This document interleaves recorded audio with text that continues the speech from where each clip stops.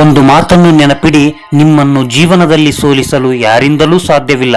ಎಲ್ಲಿಯವರೆಗೂ ನೀವು ನಿಮ್ಮ ಸೋಲನ್ನು ಒಪ್ಪಿಕೊಳ್ಳುವುದಿಲ್ಲವೋ ಅಲ್ಲಿಯವರೆಗೆ. ಏಕೆಂದರೆ ಜೀವನದಲ್ಲಿ ಕೆಲವೊಬ್ಬರು ತುಂಬಾ ಕಷ್ಟಪಡುವವರು ಮತ್ತು ಇನ್ನು ಕೆಲವೊಬ್ಬರು ಯೌವನಾವಸ್ಥೆಯಲ್ಲಿ ತಮ್ಮ ಜೀವನವನ್ನು ಕೇವಲ ಎಂಜಾಯ್ ಮಾಡಲು ಮೀಸಲಿಡುವವರು. ಆದರೆ ಈ ಇಬ್ಬರಲ್ಲಿ ಕಷ್ಟಪಡುವವರ ಜೀವನವು ಎಷ್ಟೋ ರಾತ್ರಿಗಳು ಕಣ್ಣೀರಿನಲ್ಲೇ ಕಳೆದು ಹೋಗುತ್ತವೆ. ನನ್ನಿಂದ ಇದು ಸಾಧ್ಯವೇ ಇಲ್ಲ, ನಾನು ಎಲ್ಲದರಲ್ಲೂ ಸೋಲುತ್ತಿದ್ದೇನೆ ಅನ್ನೋ ನಕಾರಾತ್ಮಕ ಆಲೋಚನೆಗಳು ನಮ್ಮ ತಲೆಯನ್ನು ತುಂಬಿಬಿಡುತ್ತವೆ.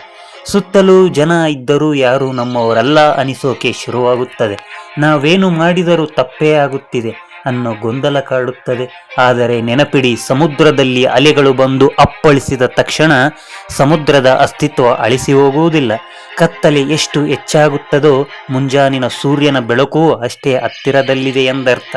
ಇವತ್ತು ನೀವು ಅನುಭವಿಸುತ್ತಿರುವ ನೋವು, ಅವಮಾನ ಮತ್ತು ಒಂಟಿತನ ಇವೆಲ್ಲವೂ ನಿಮ್ಮನ್ನು ನಾಶ ಮಾಡಲು ಬಂದಿಲ್ಲ, ಬದಲಿಗೆ ನಿಮ್ಮನ್ನು ನಾಳಿನ ಯಶಸ್ಸಿಗೆ ಗಟ್ಟಿಗೊಳಿಸಲು ಬಂದಿವೆ. ಈ ಕಷ್ಟದ ದಿನಗಳೇ ನಿಮ್ಮ ಭವಿಷ್ಯದ ಗೆಲುವಿನ ತಳಪಾಯ. ಹಾಗಾಗಿ ಈಗಲೇ ಧೃತಿಗೆಡಬೇಡಿ, ಈ ಕತ್ತಲೆಯೂ ಕರಗುತ್ತದೆ.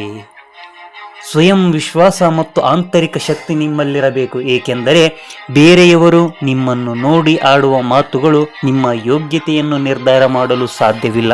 ಈ ಜಗತ್ತಿನಲ್ಲಿ ನಿಮ್ಮ ಬಗ್ಗೆ ನಿಮಗೆ ಎಷ್ಟು ನಂಬಿಕೆ ಇದೆ ಅನ್ನೋದು ಮಾತ್ರ ಮುಖ್ಯ. ಜನರು ನಿಮ್ಮನ್ನು ಹೀಯಾಳಿಸಬಹುದು, ನಿಮ್ಮ ಕನಸುಗಳನ್ನು ನೋಡಿ ನಗಬಹುದು. ಆದರೆ ನೆನಪಿಡಿ, ಇತಿಹಾಸ ಸೃಷ್ಟಿಸಿದ ಪ್ರತಿಯೊಬ್ಬ ಸಾಧಕನು ಆರಂಭದಲ್ಲಿ ಎಲ್ಲರಿಂದಲೂ ಅವಮಾನಿಸಲ್ಪಟ್ಟವನು. ಯಾರ ಜೀವನದಲ್ಲೂ ದೊಡ್ಡ ಗುರಿ ಇರುತ್ತದೋ ಅವರ ಹಾದಿ ಎಂದಿಗೂ ಸುಲಭವಾಗಿರುವುದಿಲ್ಲ. ಅದೇ ರೀತಿ ಅವರ ಹಾದಿ ಯಾವತ್ತೂ ಕಲ್ಲು ಮತ್ತು ಮುಳ್ಳುಗಳಿಂದ ತುಂಬಿರುತ್ತದೆ. ಪ್ರತಿಯೊಂದು ಹೆಜ್ಜೆಯಲ್ಲೂ ಎಡವಿ ಬೀಳುವ ಭಯ ಕಾಡುತ್ತದೆ. ಆದರೆ ಎಡವಿ ಬಿದ್ದ ತಕ್ಷಣ ಓಡುವುದನ್ನು ನಿಲ್ಲಿಸಿದರೆ ಗೆಲುವು ಸಿಗಲು ಹೇಗೆ ಸಾಧ್ಯ? ಅದೇ ರೀತಿ ಬೀಳದವನೂ ಸಹ ಎಂದಿಗೂ ಎದ್ದು ನಿಲ್ಲಲು ಕಲಿಯಲಾಗುವುದಿಲ್ಲ.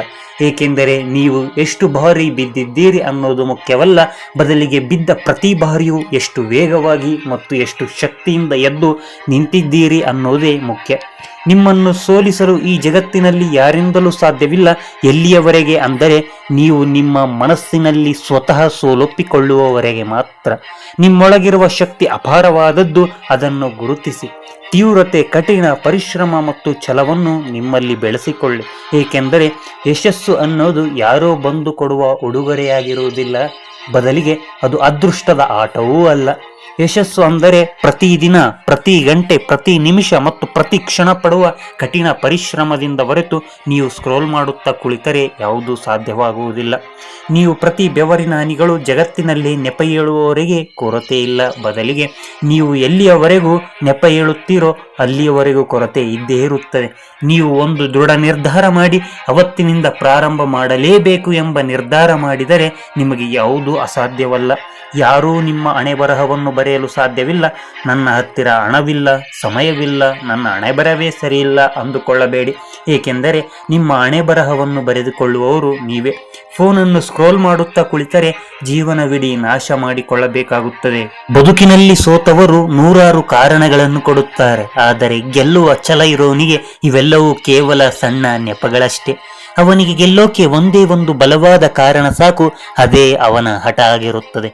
ಇಡೀ ಜಗತ್ತು ಮಲಗಿರುವಾಗ ಯಾರು ಎದ್ದು ತನ್ನ ಕನಸಿಗಾಗಿ ಬೆವರು ಹರಿಸುತ್ತಾನೋ ಅವನೇ ನಿಜವಾದ ಇತಿಹಾಸ ಪುಟಗಳಲ್ಲಿ ದಾಖಲಾಗುತ್ತಾನೆ ಅನ್ನುವುದು ಎಷ್ಟು ಸತ್ಯವೋ ಅದೇ ರೀತಿ ನೀವು ಎಲ್ಲಿಯವರೆಗೂ ಬೇಜವಾಬ್ದಾರಿತನ ತೋರಿಸುತ್ತೀರೋ ಅಲ್ಲಿಯವರೆಗೂ ನಿಮ್ಮ ಕೈಯಲ್ಲಿ ಏನೂ ಆಗುವುದಿಲ್ಲ. ನೀವು ಎಲ್ಲಿಯವರೆಗೂ ಫೋನನ್ನು ಸ್ಕ್ರೋಲ್ ಮಾಡುವುದು ಮತ್ತು ಅವರಿವರಿಗೆ ಚಾಟ್ ಮಾಡುವುದು ಕೇವಲ ನಿಮ್ಮ ನೆಪವಷ್ಟೇ. ಅವರಿವರಿಗೆ ನೀವು ಕಾಲ್ ಮಾಡುತ್ತಾ, ಮೆಸೇಜ್ ಮಾಡುತ್ತಾ, ಫೋನ್ ನೋಡುತ್ತಾ ಕುಳಿತರೆ ನಿಮ್ಮ ಇಡೀ ಜೀವನ ಯಾರಿಗೂ ಸಾಧಕನಾಗುವುದಿಲ್ಲ. ಬದಲಿಗೆ ನಿಮ್ಮ ಜೀವನದಲ್ಲಿ ಎಲ್ಲರೂ ನಿಮ್ಮನ್ನು ಬಿಟ್ಟು ಹೋಗುತ್ತಾರೆ. ಏಕೆಂದರೆ ನೀವೊಬ್ಬ ಫೇಲ್ಯೂರ್ ಆಗಿರುತ್ತೀರ. ಮುಂದೆ ಒಂದು ದಿನ ನೀವೇ ರಿಚ್ ಆದರೆ ನೀವು ಕೇಳಿಕೊಂಡಿದ್ದೆಲ್ಲ ಆರಾಮವಾಗಿ ಪಡೆದುಕೊಳ್ಳಬಹುದು ಮತ್ತು ನಿಮಗೆ ಯಾವುದೂ ಕಷ್ಟದಾಯಕವಾಗಿರುವುದಿಲ್ಲ. ಇದು ಎಷ್ಟು ಸತ್ಯ ಅಂತ ಅಂದ್ರೆ ಈಗಿನ ಪ್ರಪಂಚದಲ್ಲಿ ಪ್ರತಿಯೊಬ್ಬರು ಮೋಟಿವೇಶನ್ ಕೇಳ್ತಾರೆ, ಆದರೆ ನಂತರ ಫೋನನ್ನು ಹಿಡಿದು ಸ್ಕ್ರೋಲ್ ಮಾಡ್ತಾರೆ. ನಿಜವಾದ ಸಾಧಕನಾಗವನು ಹೇಳುತ್ತಾನೆ, ಗೆಟ್ ಅಪ್ ಆ್ಯಂಡ್ ವರ್ಕ್, ಅದೇ ನಿಜವಾದ ಸಾಧನೆ ಅಂತ ಹೇಳಿ ಮುಗುಳ್ನಗ್ತಾನೆ. ಅದೇ ಜೀವನದ ಸಾಧನೆಯೂ ಹೌದು. ಕಷ್ಟಪಡುವ ವಯಸ್ಸಿನಲ್ಲಿ ಇತಿಹಾಸದಲ್ಲಿ ಆರಾಮವಾಗಿ ಇರಬೇಕು ಅನ್ನೋ ಯೋಚನೆಯನ್ನು ಬಿಟ್ಟು ಬಿಡಿ. ಕಷ್ಟಪಡದೆ ಯಾವುದೂ ಸಿಗುವುದಿಲ್ಲ. ಇವತ್ತು ನೀವು ಕೊಡುವ ನೆಪಗಳು ನಾಳಿನ ನಿಮ್ಮ ಜೀವನದ ಬಡತನಕ್ಕೆ ಕಾರಣವಾಗಬಹುದು. ಸಮಯ ಯಾರಿಗಾಗಿಯೂ ಕಾಯುವುದಿಲ್ಲ. ಆಲಸ್ಯವನ್ನು ಕೊಡವಿ ಹಾಕಿ ಹಿಂದೆ ಈ ಕ್ಷಣವೇ ನಿಮ್ಮ ಕೆಲಸವನ್ನು ಆರಂಭಿಸಿ. ಸಣ್ಣ ಹೆಜ್ಜೆಯಾದರೂ ಪರವಾಗಿಲ್ಲ, ಸರಿಯೇ ಎಂದು ಅದು ನಿಮ್ಮ ಗುರಿಯ ಕಡೆ ಇರಲಿ. ಏಕೆಂದರೆ ಪ್ರತಿಯೊಂದು ಸಾಧಕನು ಅವನು ಪ್ರಾರಂಭದಲ್ಲಿ ಸಣ್ಣದಿಂದಲೇ ಪ್ರಾರಂಭಿಸಿರುತ್ತಾನೆ. ಅವಮಾನವನ್ನೇ ಅನುಭವಿಸಿರುತ್ತಾನೆ. ಸನ್ಮಾನಗಳನ್ನು ಅದು ಕೊನೆಗೆ ಸಿಗುತ್ತದೆ ವಿನಃ ಪ್ರಾರಂಭದಲ್ಲಿ ಎಲ್ಲರೂ ಸಣ್ಣದಾಗಿಯೇ ಪ್ರಾರಂಭಿಸುತ್ತಾರೆ ಎಂದು ನೀವು ಅರಿತುಕೊಳ್ಳಿ. ನಿಮ್ಮ ಹಣೆಬರಹವನ್ನು ಮತ್ತೊಬ್ಬರು ಬರೆಯಲು ಬಿಡಬೇಡಿ. ನಿಮ್ಮ ಜೀವನದ ಲೇಖನಿ ನಿಮ್ಮ ಕೈಯಲ್ಲಿ ಇದೆ. ನಿಮ್ಮ ಕಥೆಯನ್ನು ನೀವೇ ಅದ್ಭುತವಾಗಿ ಬರೆಯಬೇಕು. ಕಷ್ಟಗಳು ಬಂದಾಗ ಬೆನ್ನು ತೋರಿಸಿ ಓಡಬೇಡಿ, ಬದಲಿಗೆ ಎದೆಯುಬ್ಬಿಸಿ ಎದುರಿಸಿ ನಿಲ್ಲಿ. ನಿಮ್ಮ ಸಾಧನೆ ಎಂತಹದ್ದಾಗಿರಬೇಕು ಎಂದರೆ, ಒಂದು ದಿನ ನಿಮ್ಮನ್ನು ನೋಡಿ ಹೀಯಾಳಿಸಿದವರು ನಿಮ್ಮ ಯೋಗ್ಯತೆಯನ್ನು ಕೀಳಾಗಿ ಕಂಡವರು ಮುಂದೆ ಒಂದು ದಿನ ನಿಮ್ಮನ್ನು ಭೇಟಿಯಾಗಲು ಅವರು ಅಪಾಯಿಂಟ್ಮೆಂಟ್ ತೆಗೆದುಕೊಂಡು ಬರಬೇಕು.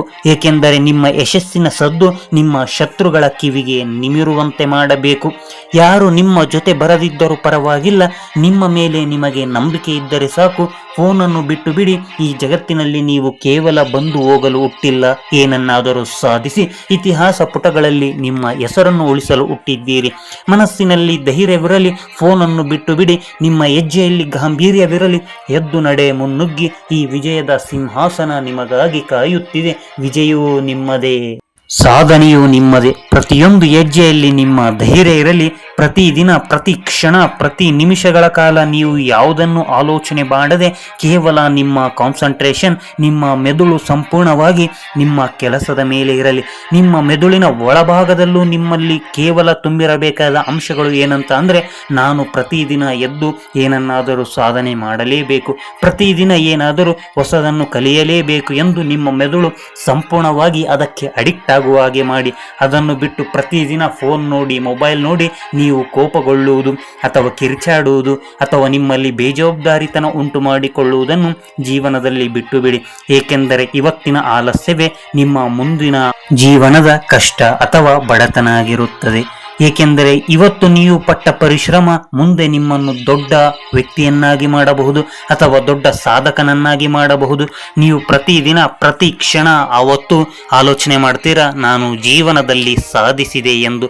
ಆದ್ದರಿಂದ ಕೂಡಲೇ ಇವತ್ತೇ ನಿರ್ಧಾರ ಮಾಡಿ, ಕನ್ನಡಿಯ ಮುಂದೆ ನಿಮ್ಮ ಮುಖವನ್ನು ತೋರಿಸಿ, ನಿಮ್ಮಲ್ಲಿ ಕಣ್ಣನ್ನು ಕಣ್ಣಿಟ್ಟು ಇವತ್ತೇ ನೀವು ಹೇಳಿ, ನಾನು ಪ್ರತಿದಿನ, ಪ್ರತಿ ಕ್ಷಣ ಹಾರ್ಡ್ ವರ್ಕ್ ಮಾಡೇ ಮಾಡುತ್ತೇನೆ ಎಂದು ನಿಮ್ಮ ಕೆಲಸದ ಮೇಲೆ ಸಂಪೂರ್ಣವಾದ ನಿಗಾ ವಹಿಸಿ ಮತ್ತು ನಮ್ಮ ಚಾನೆಲ್ ಅನ್ನು ಸಬ್ಸ್ಕ್ರೈಬ್ ಮಾಡಿ.